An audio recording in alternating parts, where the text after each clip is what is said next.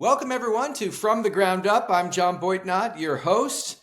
Here on this podcast, we're sponsored by CEO Official Mag and also Grit Daily. And we talk to entrepreneurs about their journeys and the companies that they're running. And the hope is we will come up with good information that will help the entrepreneurs out there learn how to run their businesses better.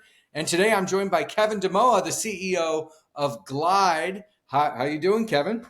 I'm doing amazing. Thank you so much for having me. Yeah, great to have you. And you have experience in a lot of different companies. You have experience in SpaceX, so we've got a SpaceX alum here on the show today. And Kevin, tell me about your journey. And I know you were born and raised in Panama, but then moved to the United States. Tell me about your journey and how you eventually ended up at SpaceX, and now how you're at Glīd. Yeah, of course. Yeah. So, joined the Army right after high school. 9/11 happened. I'm going to age myself in front of your great platform. At 17, joined the Army right after 9/11. Wanted to do my part. So joined as, 19 Delta, ended up doing 19 Delta mechanized infantry. Ended up doing railhead operations with that, moving cargo from road to rail. And did that for 6 years, did a couple tours in theater. After I got out the Army, I was like, a cat only has 9 lives. You use a little bit of mine. I moved to California. California, as it is right now, is a bit of fire. So I joined the Air Force National Guard to support on that mission. Did that to 2018 is when I retired from there. But in the meantime, given California's Air National Guard is 1 week in a month, 2 weeks a year, my first big boy job was with SpaceX. So at SpaceX, they hired me to support them with the logistics as well, logistics operations there.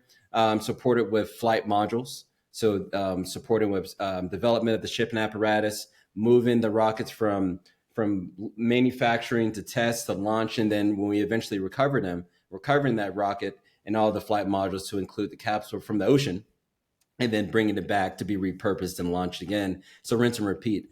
Did that for almost 4 years, and then moved off to Northrop Grumman, where I served on the F-35 fighter jet program for about a year before jumping back into the startup world.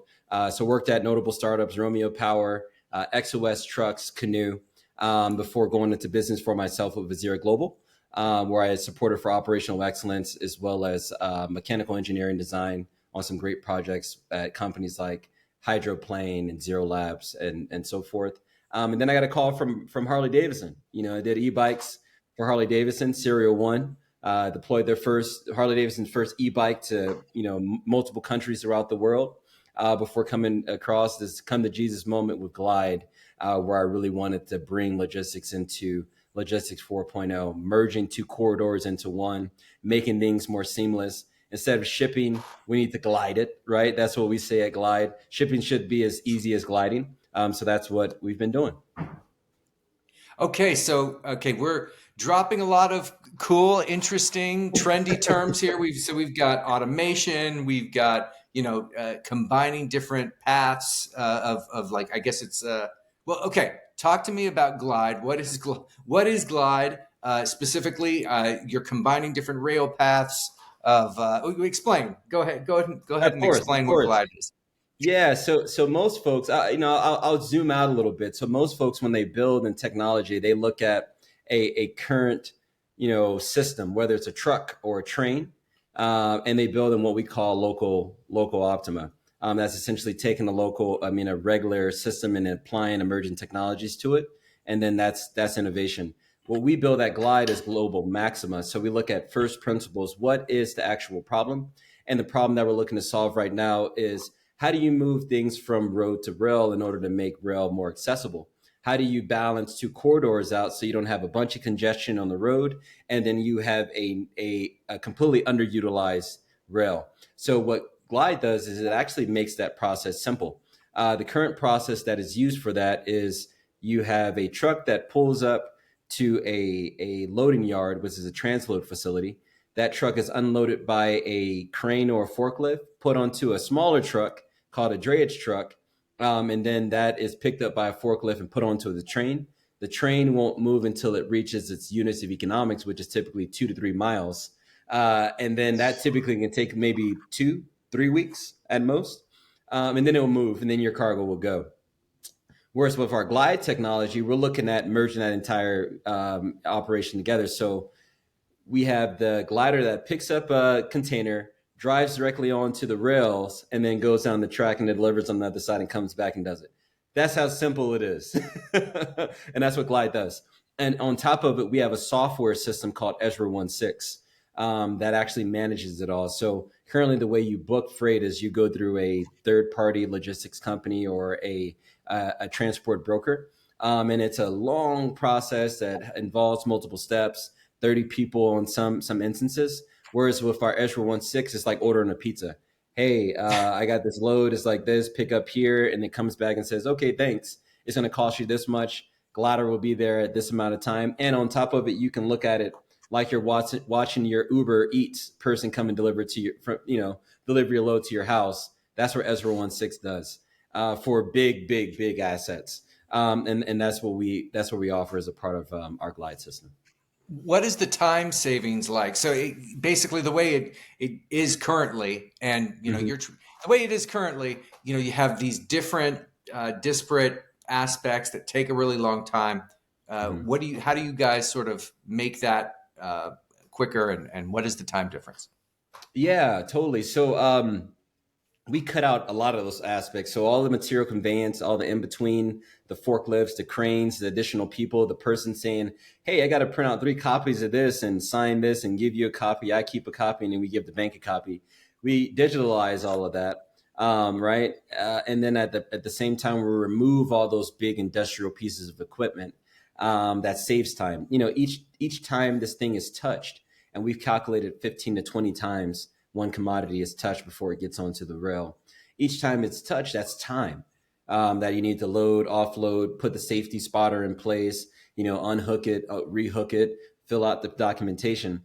So we, on average, we save a person, a week of time in just that process, and we reduce it down to about 15 minutes at best. 15 minutes is at best. At worst, say we're detained for 24 hours because we have to still go through some piece of that legacy process. Well, we're moving within 24 hours instead of that week process. So that's the time savings there.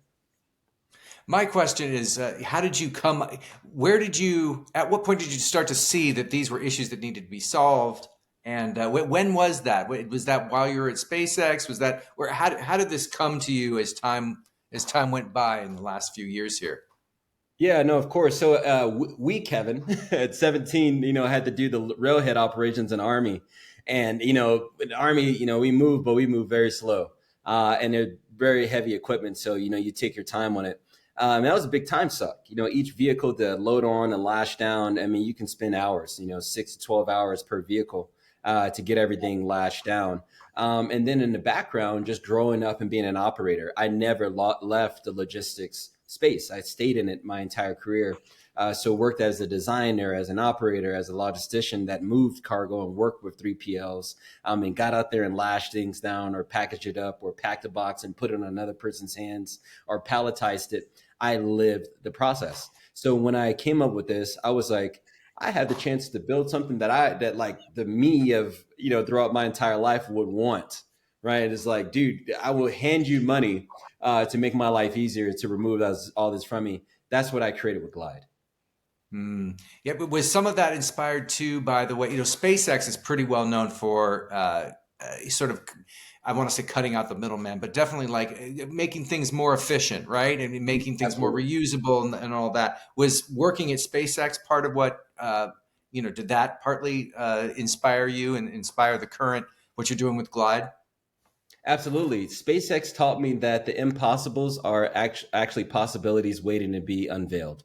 It said, working directly for a mind like Elon, that thinks about things and sci-fi brought to reality, really was the catalyst for, what we do at Glide, and what I carried throughout the rest of my career, and working at these different innovative companies. It was always an iteration at a smaller scale of what I did at SpaceX, right? SpaceX was like this grand vision of making human beings and interplanetary species.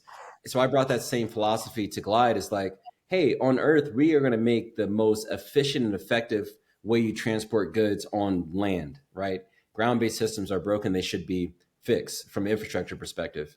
And then we can carry that to other planets or other bodies as we move from planet to planet to planet, to be a part of the SpaceX vision, the SpaceX system. You got to move stuff, and rockets won't move everything while you're on Earth. So we will be that solution. No, yeah, that's not going to happen. At least not anytime soon. Maybe we'll be able No. to. Maybe we'll be like in Star Trek. We'll be able to beam people around, and that'll. Oh man, I can't wait. I'm not in that business, but I can't wait to be a piece of it. Hey, you never know. Give it a couple decades. After Absolutely. you revolutionize transport on the Earth, maybe you can Yes. beam me up, Scotty. So definitely very excited to dig into the autonomous tech like this and sort of replacing traditional railways to some extent. Um, what's it been like getting? I mean, you're on a tour right now. You were telling me before we started the show that you're on a tour, looking for funding. How's that process been? What's it been like finding partners and backers? Maybe, yeah. Tell me how that's going and what you're doing that's made it go better for you, so that other entrepreneurs out there can maybe emulate what you're doing a little bit. Absolutely. No, it's a great question. So, I've been at this now, since 2022, and marching towards funding and unveiling the Logistics 4.0, the new way you do things. And it's a grueling task. I mean, it's gotten a lot better, but it comes with momentum and grit, intensity, as well as honesty on all sides. Personal honesty to yourself. Where are you at? Doing your check-ins. Self-love is very important in that process, and then being honest with investors, partners, and potential customers, and suppliers as well about where you are in the journey and where you need the most help. And I felt when I became more open to that process, things started to happen. So we went through a accelerator program last year in October with Antler out in Austin, and that opened up to Komodo for us. They ended up investing in us, and then we did a pitch competition with the Veterans Fund. We came in within the top three of that out of thousands of startups. So they Wow. ended up investing in us as well. And then through those two networks, we're able to find our lead investor, Outlander VC, who's Jordan Kretschmer joined us on our board. And then we started to pick up other folks. Draper U Ventures came in, M1C, Capital Factory out in Austin stepped in as well. And then Deep Checks and Julian Capital stepped in. And we're able to get there, through those core principles that we spoke about, as well as building an actual product. So we unveiled Raiden, our first unmanned vehicle at Reindustrialized New Mobility Futures in Detroit in July. And that really swung the doors open for a lot of things. It's like these guys talk a great game, great backgrounds, they have great go-to-market. We already had signed POs and a patent in place, but it's like, can these guys actually build, right? They're a hardware company. Can they build? So we say, oh yeah, we can build. So we built fully autonomous Raiden. We have Glider M's being in production right now with contract manufacturer, PACCAR, and custom truck. And then we built Ezra 1.6 all in-house, within, a matter of, maybe a half a year, 7 to 8 months. So yeah, we've been gliding. Nice. How big is the team right now? And how are you scaling it?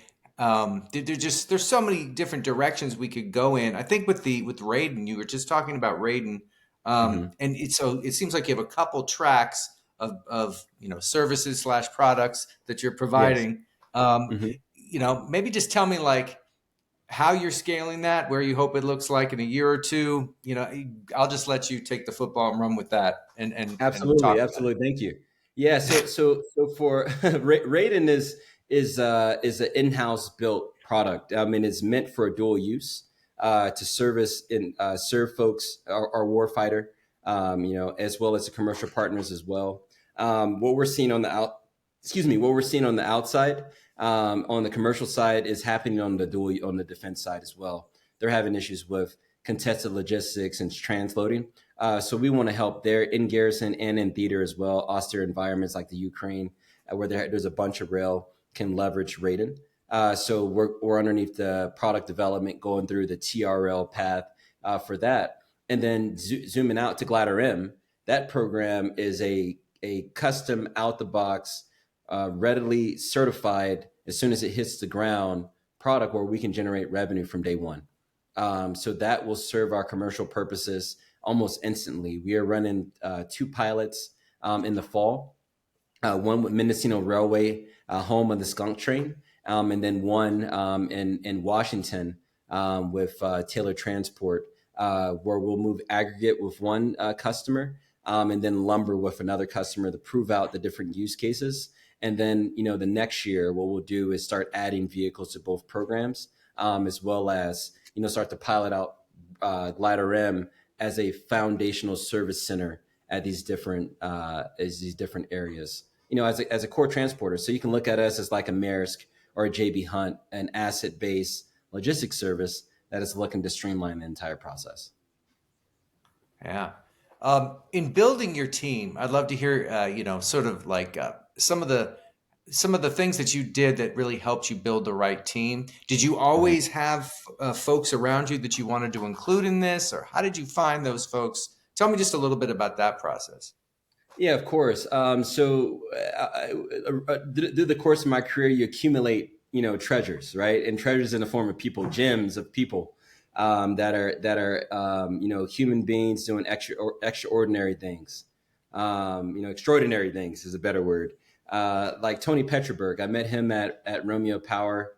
He was one of the engineering managers, and he's just been a close friend and confidant over the years. And every time, I'd see him, he'd say, "Hey man, I just want to help. I don't want anything else. I just want to help. I love what you're doing.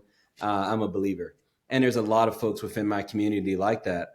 And then, when we do these different events, we start picking other folks up. Like, man, I'm passionate about what you're doing. My background is this. Love what you're doing. I love to support any way I can. And then after a while, you're like, whoa, now I got some money in the bank. Instead of these folks just advising or being friendly, now I can onboard them, to really build this legacy out. So, Tony's my chief engineer now.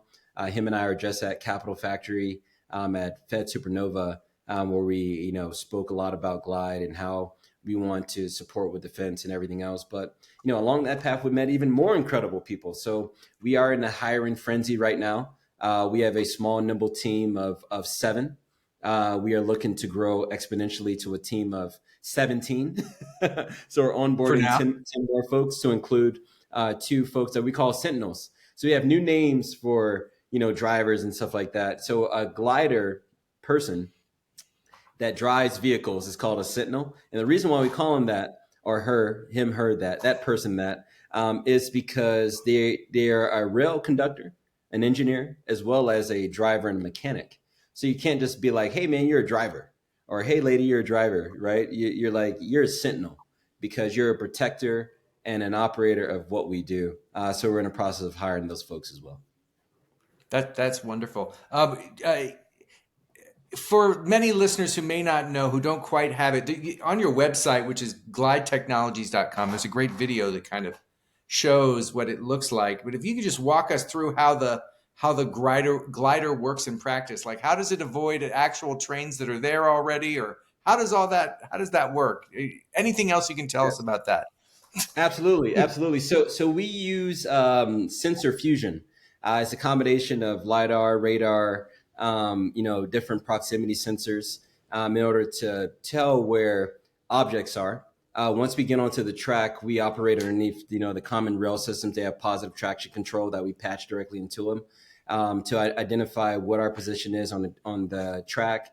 The great thing about rail is all on the schedule, so we'll know when another train is going to approach. We can actually take a road siding instead of a rail siding. So if you have an opposing train that's coming to us, we're not going to win chicken against a train ever, just given our size, nor would any train. They just, meet in the middle and go. But for us, in our case, they'll just go past us and that's it. We actually have the ability to take a road siding and go alongside the train, the opposite way. But the way our technology works, let's talk about Glider M. Glider M actually has a hook lift on the back of it. So at the ports, we can, or any kind of rail yard, the container is sat on the ground. We can actually pick up the container, 20-foot container, put it on the back of our Glider M, and then drive over to the tracks, realize the datums on the track utilizing our cameras via sensor fusion, get onto the track once we positively, identify those datums, lift up our pneumatic wheels, put down our our railway metal wheels, and then glide down the track. While we're going down the track, we can actually pick up all of the datums on the track as well. So we can do, cursory visual inspection and then give that data back to the rail provider. So that helps them with preventive maintenance, buying down on the cost of insurance, preventing derailments, as well as they get every single time you go down the track, the condition of your track as a part of our technology stack. That feels like that's another product that you can, data that you can sell all by itself. You got all these great ideas stacked on top of each other. In writing notes for the podcast, I was thinking, well, what does it look like in 5 years? So like, how does Glīd change the way that supply chains look in 5 years? I'm sure you talk about this kind of stuff with your Yes. potential investors. So tell me whatever you want to tell me around that. Absolutely. I mean, the way that we envision Glīd being a new way you transport. So you'll say, well, I ship via train, I ship via truck, ocean, air, space with SpaceX, and then I glide, right? I'm just going to glide it, right? Don't ship it, glide it, right? So, you have this commodity. The easiest, most effective way to do things is to glide it, right? Just put it on the glide. I think that's the way that we see things, not only within this nation, but around the world and then other planets as well, will be the new form of transportation throughout it all. Something simple, something eloquent, something to bring down the cost of things, something that meets the need of the person that needs it at that moment. That's what Glīd exists for. Yeah, and you've incorporated sustainability into the company as well. How do you, balance concern about emissions reduction with the economic realities of freight? How's that? Because SpaceX is of course known for its reusing of its rockets, which had never really been done before. And so, how are you guys? Where does that type of thing come into play with Glīd? Yeah, of course. And it's a great question. So Glīd, naturally, the vehicle by itself is a electrified vehicle. It's a hybrid system. So we leverage, alternative propellants. So, whether it's biodiesel or JP8 for the military, or hydrogen for, port adjacent type communities with a battery stack on board. So we don't need any charging infrastructure is one way that we're saving, from a vehicle standpoint. The other piece is our actual process. So just removing cranes, forklifts, drayage trucks, hostler trucks, as well as a diesel emitting train that pulls miles and miles of stuff and goes very, very slow while leaving black smoke behind it, is another way that we naturally cut out the process. So removing all this equipment, streamlining everything down to an electrified vehicle with a low, carbon footprint is how we're doing things just naturally, and that's our model.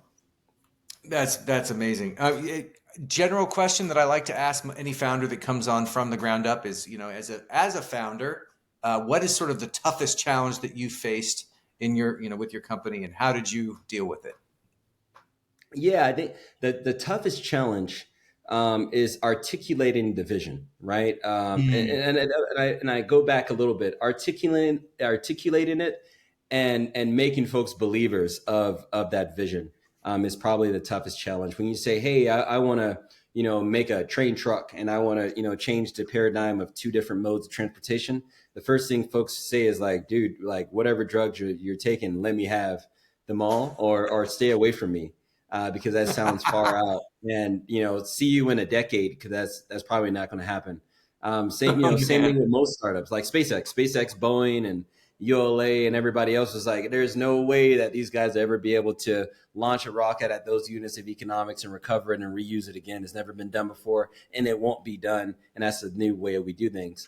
We see the same thing with Glīd, but explaining that to folks takes a lot, right? It takes a whole lot when you share a vision. So that's why we have our videos and renders and everything else. And we've gotten better at, showing our go-to-market, getting customers on board that fully understand the problem to articulate that further. But it is a journey. I mean, it's taken us a long time to refine what that means, what that feels like, in order to make real believers out of folks. Anything about Glide that you feel like you haven't had a chance to mention in the show so far that you'd want to make sure you get out there? Yeah, of course. So Glide is about community, right? So a lot of ports and Yes. railroads have communities, that surround them, adjacent communities. We were talking about Oakland earlier. Oakland is, a large port, and they have a large community that is Mhm. marginalized and disadvantaged because of its proximity to ports. Most of those communities are immune compromised because of its proximity to all Mm. the pollution. They don't have access to great jobs, so they work at the port and they don't get paid much, or the rail line, they don't get paid much. And then the lack of education. So what Glide does is actually, not only do we go and we service these ports, we service the areas. We provide folks with next gen jobs, next gen knowledge into what those 4.0 jobs look like in the forms of digital twins, electrical engineers, data engineers, and so forth. Actual glider operators on the man side, or the fully autonomous robotic side for humans in the loop. So we are actually giving folks generational wealth. So that's something that we provide as a part of our thesis as well. Within the United States, there's about 30 million people that fall underneath that category. Within the world, there's 200 million people that fall Yeah. underneath that category. So we feel that is a key area for our technology, the help in solving. Fantastic. Awesome, Kevin. Great to have you on the show today. Great to talk to you about Glide, and looking forward to seeing how things progress for you. And maybe we'll have you back on the show again at some point. Oh, I would absolutely love that. It's been an absolute pleasure, man. This show is awesome, and I can't wait to meet you in person, man. We can do a walk around Lake Merritt. That would be great because I don't live too far from there. How can people get how can they find out more about Glide? And if you want to give us your Twitter or whatever, or LinkedIn, if you don't, that's fine too. But go Absolutely. ahead. Absolutely. Yeah. So you can find us at Glide Tech, GLIDTECH.US, glidetech.us, or follow us on LinkedIn. We are in the process of developing some of our social medias, but you can find me on LinkedIn, Kevin A. A stands for Angel, Damoa, or Glide, the company itself. And then we'll be putting socials up pretty soon. Sounds great, Kevin. Great to have you on the show. Awesome. Awesome. Thank you. Have a blessed All day. right, take care. Thank you.